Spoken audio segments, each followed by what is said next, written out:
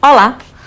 Nós estamos dando continuidade à leitura do livro O Cavaleiro Preso na Armadura. Meu nome é Ivana Gomes e esse é o áudio de número 5.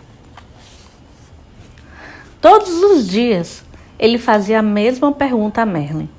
Quando vou sair desta armadura? Todos os dias Merlin respondia. Paciência, faz muito tempo que você a usa. Não dá para se livrar dela da noite para o dia. Certa noite, os animais e o cavaleiro ouviam o mago tocar no seu alaúde os últimos sucessos dos trovadores. Após guardar que Merlin terminasse de tocar, ouça essa dos tempos de antigamente, quando os cavaleiros eram corajosos e as donzelas insensíveis, o cavaleiro fez uma pergunta que há muito latejava em sua mente. Você foi realmente o mestre do rei Arthur? A face do mago se iluminou. Sim, fui o professor de Arthur, ele disse. Mas como é possível você ainda estar vivo? Arthur viveu séculos atrás, exclamou o cavaleiro. Quando se está conectado à fonte, passado, presente e futuro são tudo a mesma coisa. Replicou Merlin. O que é a fonte? Perguntou o cavaleiro. É o poder misterioso e invisível do qual tudo se origina. Não compreendo, disse o cavaleiro. Você não compreende porque tenta compreender com a mente, mas a mente é limitada. Tenho uma mente muito boa, argumentou o cavaleiro. Além de muito esperta, acrescentou Merlin. Ela o aprisionou nessa armadura toda. O cavaleiro não pôde refutar isso. Então se lembrou de algo que Merlin lhe dissera assim que chegou. Você uma vez me disse que eu coloquei esta armadura porque tinha medo. E não é verdade? Replicou Merlin. Não, eu a vesti para me proteger quando ia para a batalha. E você tinha medo de que fosse gravemente ferido ou morto, acrescentou Merlin. Não é do que todo mundo tem medo. Merlin balançou a cabeça. Quem foi que disse que você tinha de ir batalhar? Eu tinha de provar que era um cavaleiro bondoso, gentil e amoroso. Se você era realmente bondoso, gentil e amoroso, por que precisava provar isso? Merlin perguntou. O cavaleiro fugiu de pensar sobre isso, na sua maneira usual de fugir das coisas. Entregou-se ao sono. Na manhã seguinte, ele acordou com um estranho pensamento martelando sua cabeça. Seria possível que ele não fosse bondoso, gentil e amoroso? Decidiu perguntar a Merlin. O que você acha? Merlin lhe devolveu a pergunta. Por que você sempre responde com outra pergunta?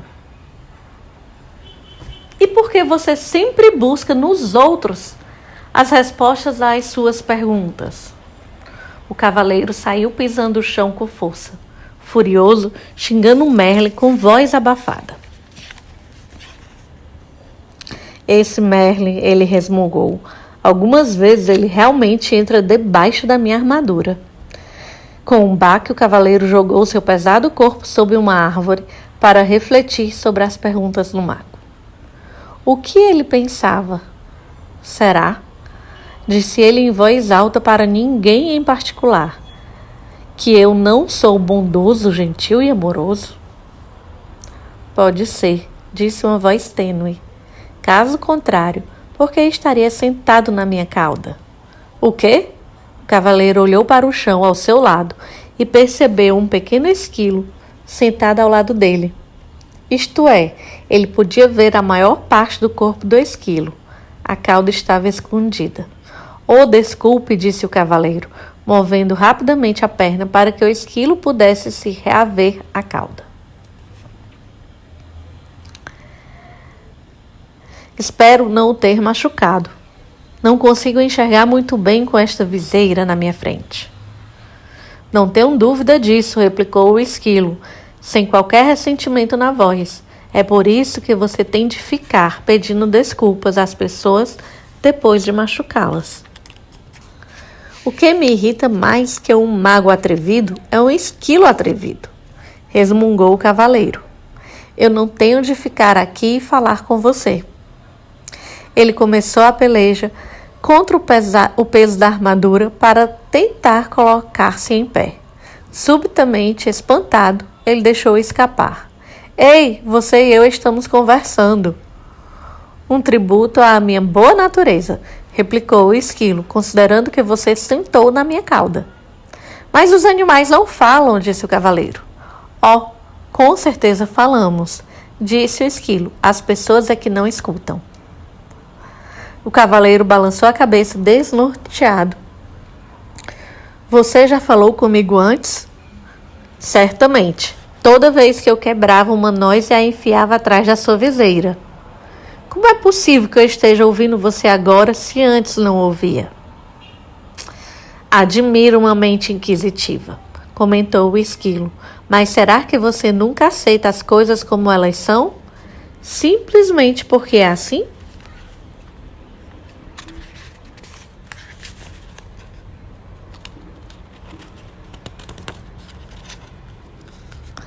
Você está respondendo às minhas perguntas com outras perguntas, disse o cavaleiro.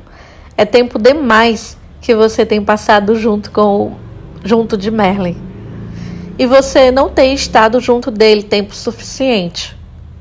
O esquilo chicoteou de leve o cavaleiro com a cauda e subiu ligeiro por uma árvore. Espere, qual o seu nome? O cavaleiro perguntou ao esquilo. Esquilo, ele respondeu muito simplesmente e desapareceu em meio aos galhos mais altos. Surpreso, o cavaleiro balançou a cabeça.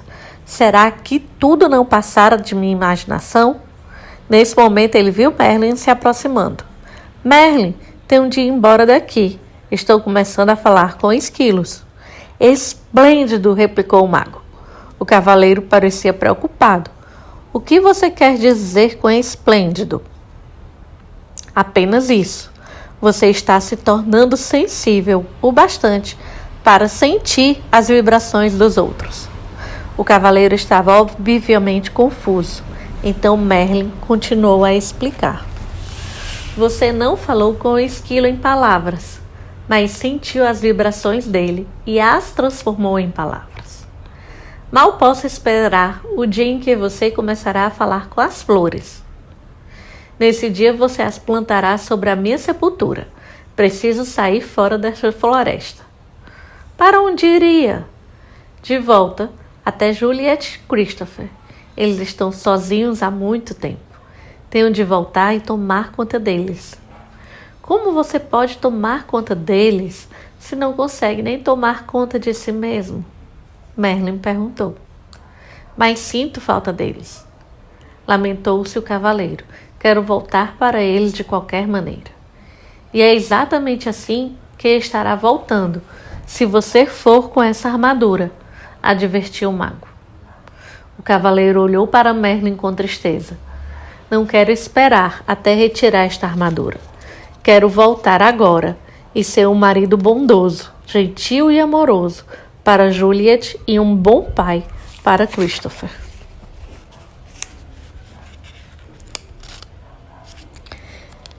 Gente, aqui eu termino esta leitura deste áudio e venho perguntar uma coisa assim a vocês. Eu não sei o que vocês perceberam, né? Mas uma coisa que eu lembrei, lendo aqui essa parte, que o Merlin disse que ele estava começando a ficar sensível por estar sentindo o que o esquilo estava pensando na hora, né? Que ele sentou na cauda dele. E aí eu lembrei que logo no começo ele não conseguia sentir as questões referentes à esposa dele, referente ao filho dele.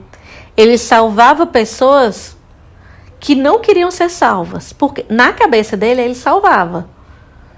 Mas para aquelas outras pessoas, elas não estavam sendo salvas.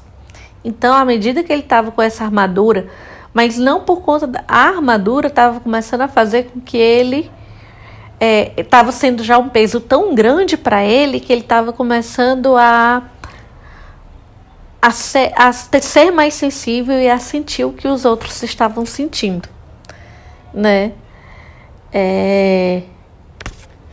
E aí é uma coisa que ficou bem aqui, né? E que ele começou a pensar, referente também a sentir falta da esposa dele, mas que ele começou a querer voltar por ele estar sentindo falta. Mas ele não estava pensando o quanto a esposa e o filho sentiram tanta falta deles nas outras vezes, que não conseguiam nem ver o seu rosto. E aí eu pergunto para vocês, o quanto que você é sensível à vibração dos outros, o quanto que você é sensível ao que os outros estão pensando, sentindo, falando, o quanto que você tem empatia para com o outro, né? De quem que você quer cuidar? Você cuida de si? De quem que você sente falta? O que é que você quer? O que é que você quer ser? Você tem pressa de quê? Se você não cuida de si, como é que você vai conseguir cuidar do outro? Então, você tem pressa de quê? Deixa aqui esta leitura, nos vemos no próximo áudio. Comenta aqui comigo o que foi que você percebeu, o que foi que você sentiu durante essa leitura. Um abraço, até o próximo áudio.